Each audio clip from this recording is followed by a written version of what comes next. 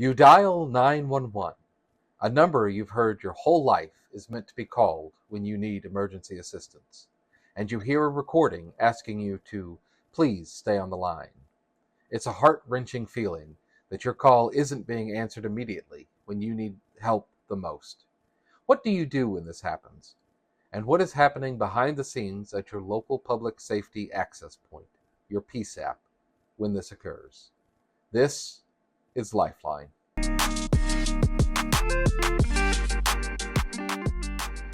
Hello, and welcome back to another episode of LifeLine 911 with your host, Erica. Hello. I'm your co-host, Gary, and today we are discussing what happens when the lines get busy.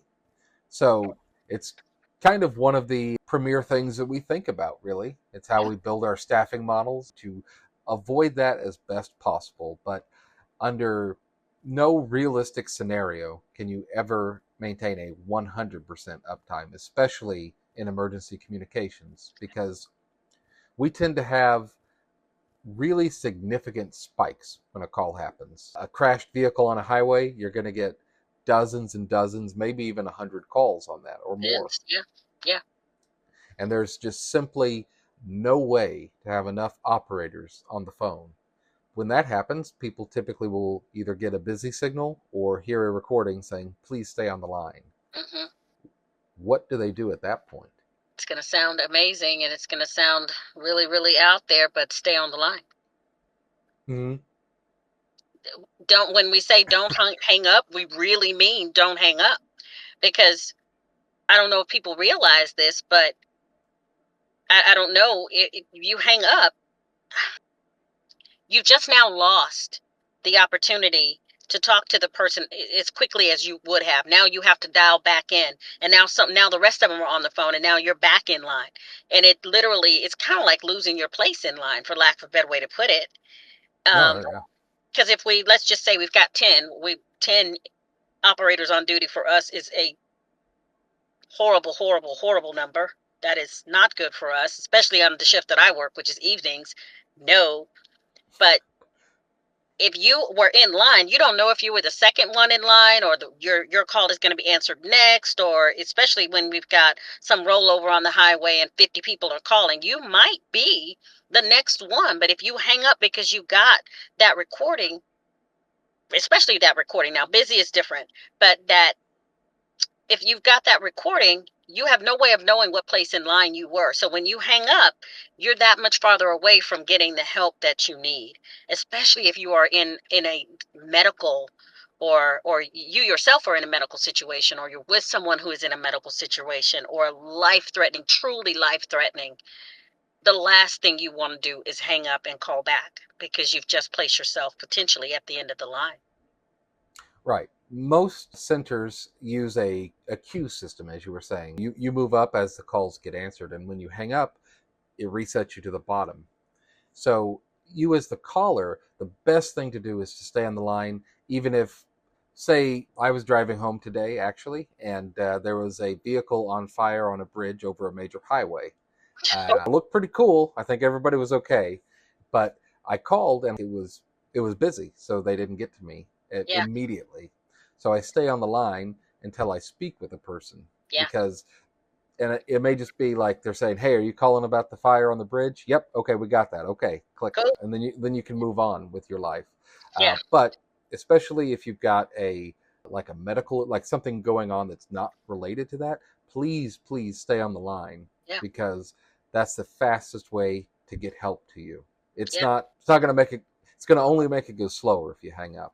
Agreed. And even if you do hang up and you were on the line and you got that recording, the system does record that you called, and now it's what we consider an abandoned call, and now we got to figure out a way to either call you back, or some agencies, I don't know of any off the top of my head, but I feel like there are a couple out there that have they either have someone dedicated that will call each one of those back, or each operator grabs one while they can, once the lines die down a little bit. But can you imagine how long that might be, depending on how big the spike is?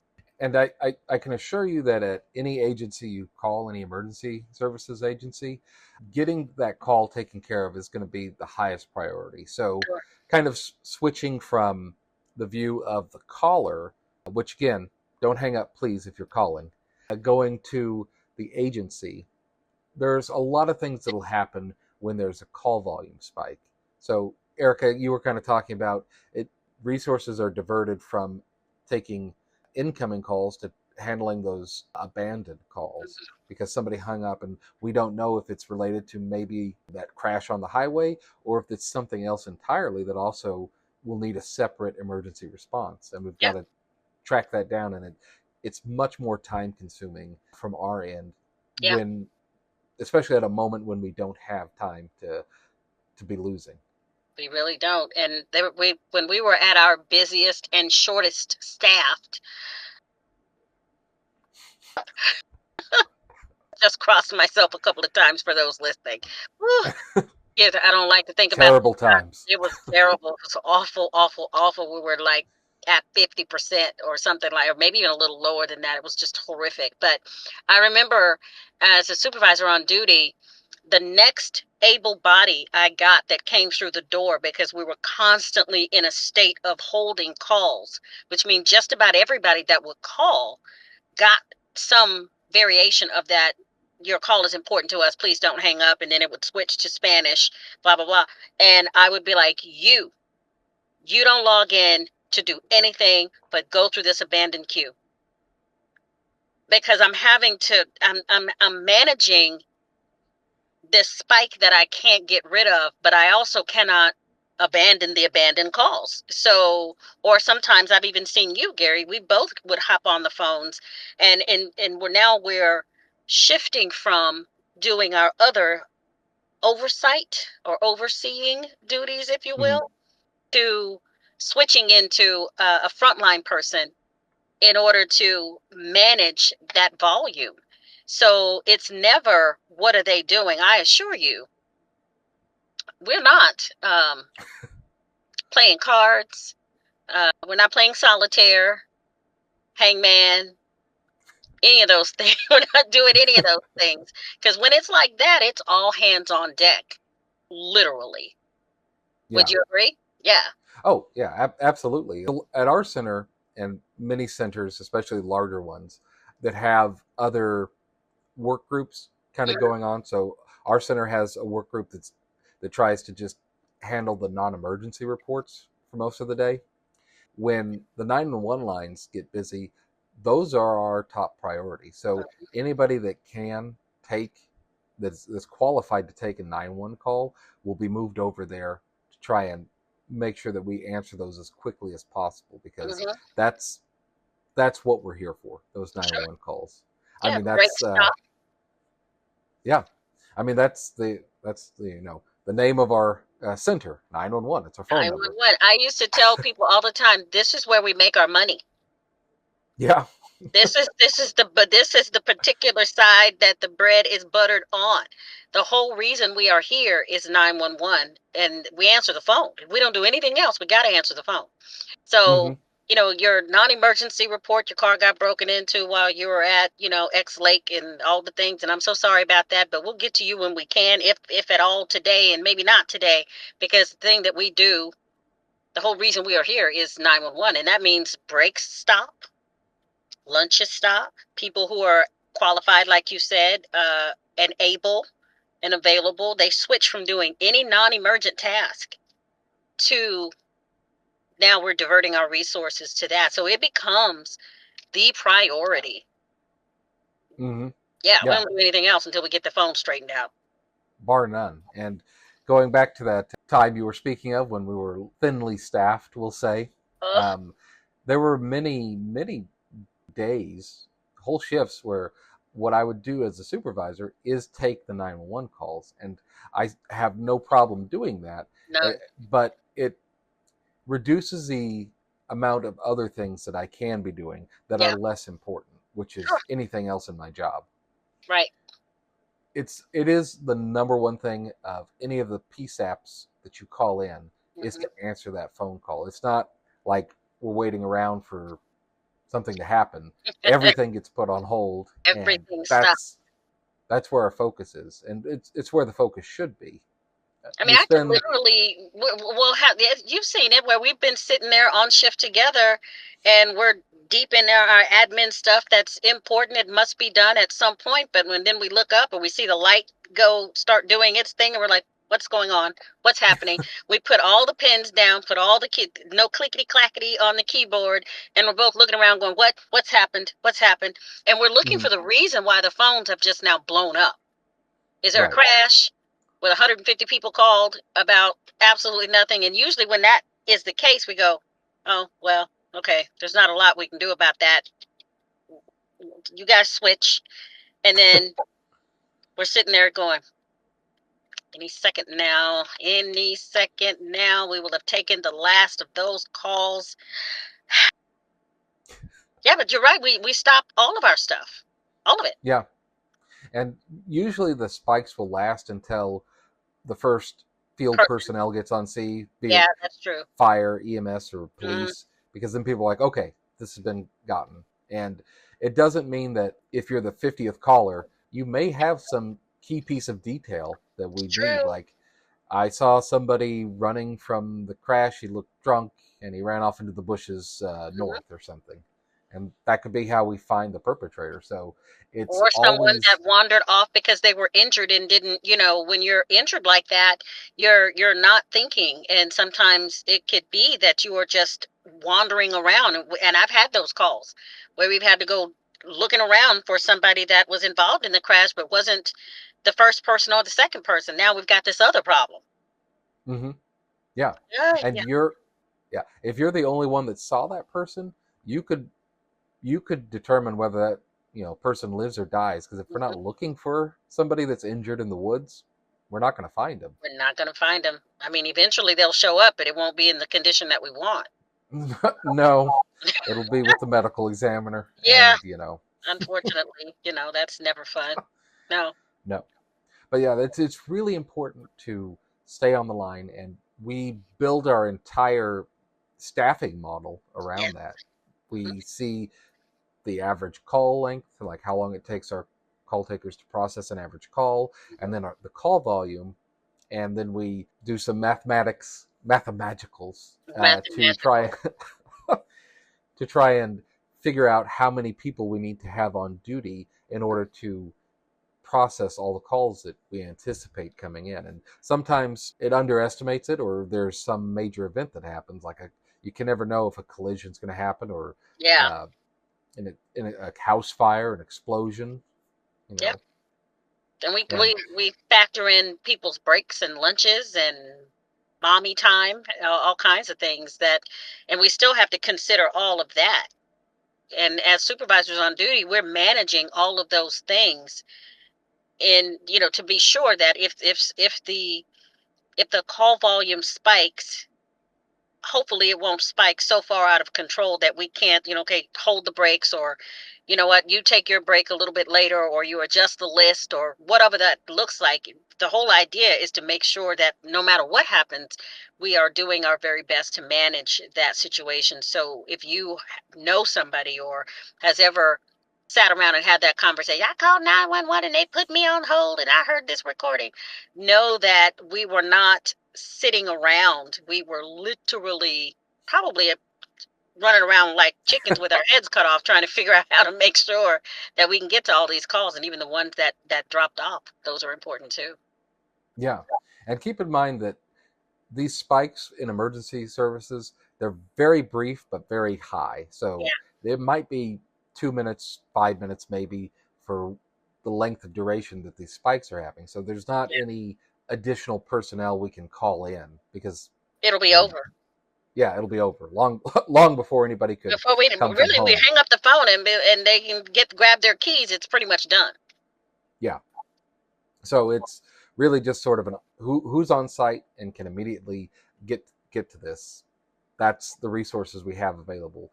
But Yeah, we will work through those calls as quickly as we can. And by you staying on the line, we don't have to then call you back, try and reach you, and then you just say, "Oh, I was just calling about the car fire."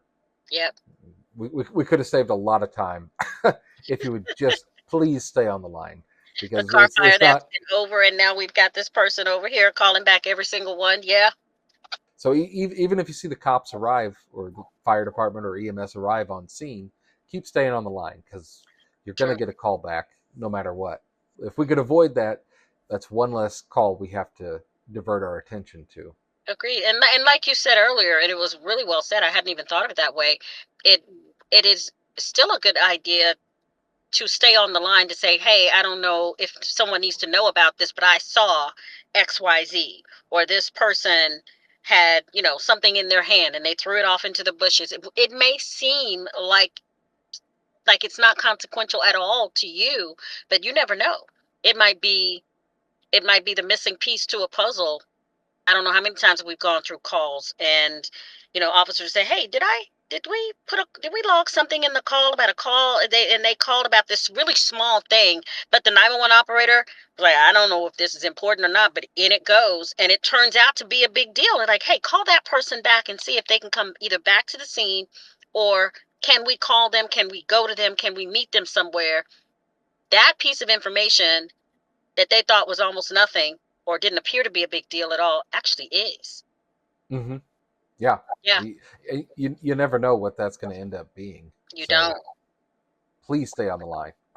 Yes, absolutely. If you know anyone, tell them stay on the line. Don't hang up. There's a reason our recording There is says a that. method to our madness.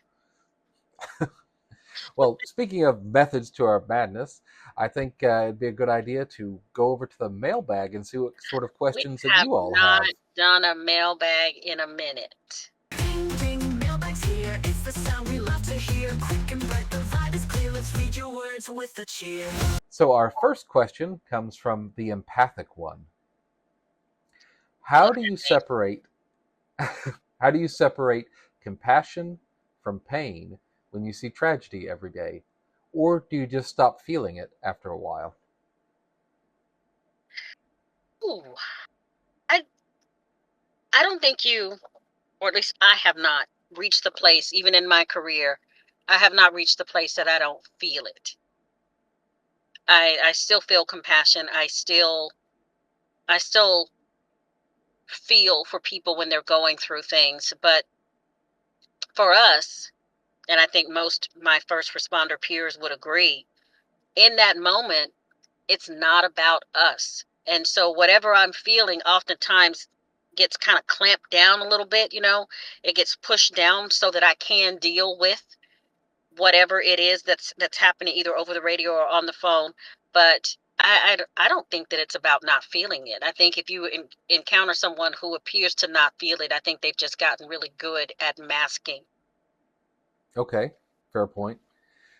For me, what I try and do is realize I'm part of a process, and the job that I have is to convey information from one source, i.e., the caller, to another source, i.e., the police officer, for example. Hmm. And knowing that, I it's more easy for me to kind of take myself out of the equation. So if somebody's really upset that they've had to wait an hour for an officer to show up, or they're going through something really traumatic, whatever the case may be, it's easier for me to emotionally stay centered the whole day, the whole Yeah. shift, by realizing what I need to do, what my goals and objectives are to get that person help that they need, or to answer the question why they're not getting the response that they think they should. And it really, because you get a lot of, not only do you hear a lot of negative things when you work in this profession, but you also get a lot of vitriol from people who are going through things, and bleh, they kind Yeah. of spit it out on you. Yeah. And keeping in mind what your position is, what your job is, helps me to mitigate sort of the homicidal and suicidal feelings that I get by talking to people. Not the homicidal. Wow. Okay. Yeah, That but makes sense. Grateful Stranger asks, what is the best way to show your gratitude for cops, firefighters, medics, and first responder communicators properly? I never know how to thank them properly. What kind of gratitude actually means something to you all? I mean, cash money is always good, I think. You know, I mean, get us all fired, Gary, because most of us cannot accept monetary gifts. You can't just walk up and slap a palm of five. That's not going to work. Um, if they don't, if they do take it, don't tell us anything about it. We don't want to know. But for me, that heartfelt thank you is enough.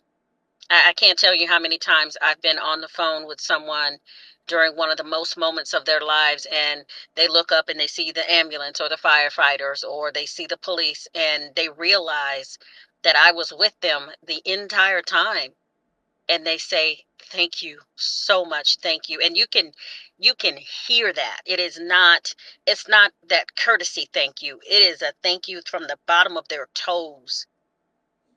And you can tell that, to me, that's the reason that Hmm. that you can't replace that. Now if they were to, call their local center or their non-emergent number and ask, hey, this officer so and so or this 911 operator took my call and they did just an amazing job and I really want to say thank you, there's avenues for that. They may say, well, feel free to shoot an email, and they'll give you the right person to shoot that email to. But if you have an opportunity, when you are on the phone with them, if it's appropriate, uh, after the type of call that you are, calling for, uh, that heartfelt thank you is often enough. And it causes our step to be a little lighter that day. Yes, yeah, very well said. I think that uh, pretty much everybody that does this job long term, they're not in it for the money. We will Uh, never be paid what we're truly worth, unless you're in Scottsdale, but that's a new thing. that's a new thing. Not in it for the money, so it's not monetary appreciation. But just like you said, Erica, it's people that do this job do it out of a sense of duty for their Hmm. community. Whether you're police, fire, EMS, 911 operators, dispatchers, I think all of those people, you do it because we want to help. Hmm. Now, you need the money to live, of course, but Of course. that's not the major motivating factor. I mean, I still remember a call that I took when I was a call taker. So this was probably 2009, from a lady who lived in Austin. I still remember her name. I won't say it though, but she's passed on because she was kind of elderly. But she called on Christmas Eve, or on Christmas Day rather, and saying, "I wish you a Merry Christmas." And she Oh, would often call 911 to kind of give good tidings to many of the operators. And while that's not of what you should use 911 for, she always seemed to call like at strange hours that we weren't busy, and yeah, would just kind of say thank you that way. And like I still like remember that call after 16 years, yeah. and that's the kind of thanks that I think we Hmm. all appreciate. Yeah. It's intangible, but as you said very eloquently, it makes you step a little lighter when you Yeah. move on, because you'll remember that over hundreds and hundreds of calls where people aren't quite so nice. Why, yeah. Yeah. Those are the thank yous that stay with you. Mm, good question. Yeah. And last question is from Tiny Planet View. Do you think humans are naturally selfless, or do we learn empathy through hardship? Interesting one. That is an interesting one. I think it's both.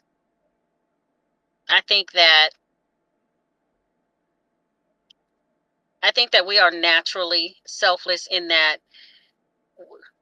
think about when you see car crashes, or even if like in our profession, I've been the 911 operator where the person is on the phone and they are not the ones who need the help.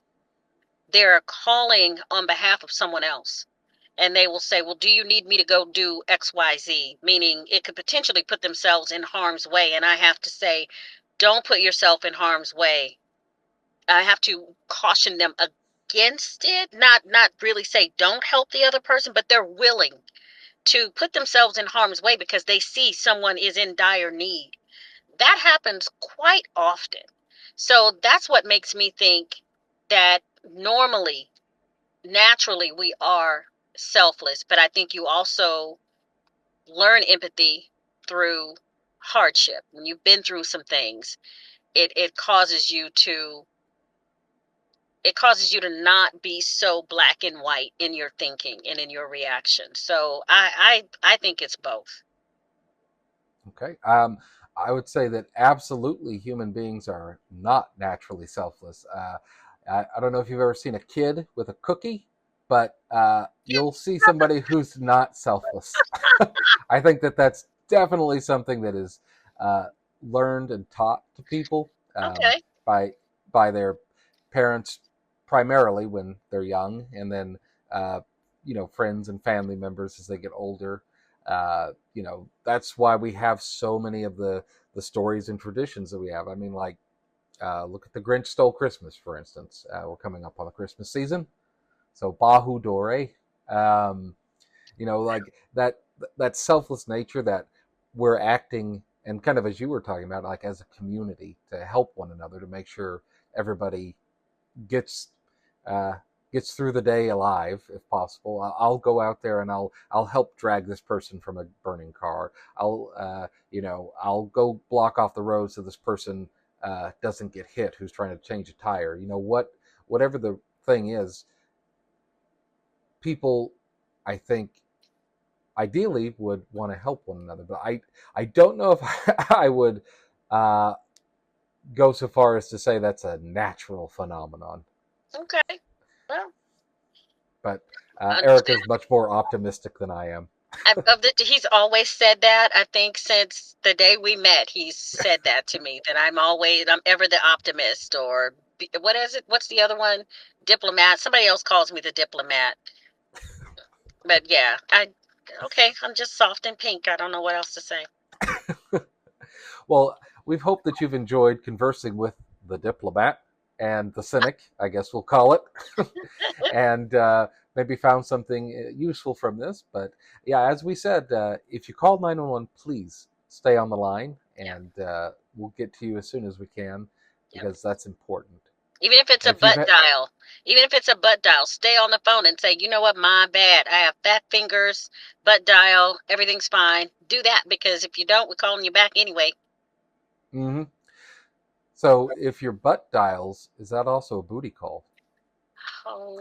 Anyway. I can't. Leave us your thoughts down in the comments below if you've had any experiences being put on hold with 911 or getting called back by 911 after your butt dial. And if you enjoyed the video, please make sure to like and subscribe. We appreciate you watching. From all of us at LifeLine 911, I'm Gary. I'm Erica. And we will see you next week. Thank you for watching our production of LifeLine 911. If you have any questions about today's topic or topics you'd like us to cover in the future, please reach out to us at lifeline911podcast@gmail.com. This has been a production of LifeLine 911 Podcast, copyright 2025. From all of us at LifeLine, stay safe out there. And until next time, this is LifeLine 911 signing off.